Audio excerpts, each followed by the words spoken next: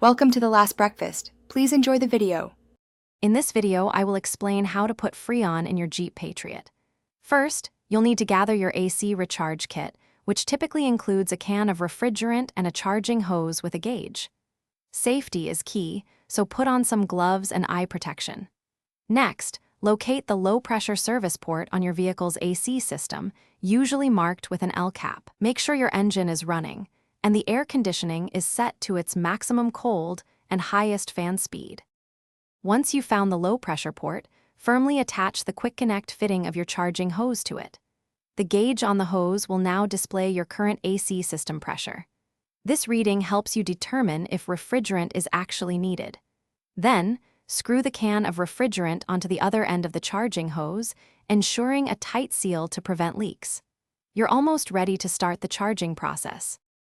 Hey everyone, if you're finding this guide useful, please hit that like button and subscribe for more helpful tips. And on another note, after all that hard work, you'll want an easy way to store your snacks.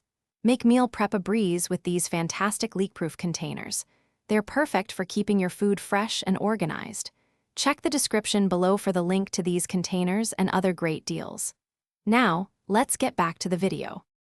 With the can connected, invert it and begin adding the refrigerant in short, controlled bursts, typically for 5 to 10 seconds at a time. Between each burst, check the pressure gauge to see the level rise. It's crucial not to overfill the system, as this can cause damage. Keep adding refrigerant until the gauge needle falls within the recommended green zone for your vehicle's AC system. This ensures optimal cooling performance. Thanks for watching. If this was helpful, leave a like and consider subscribing. See you next time.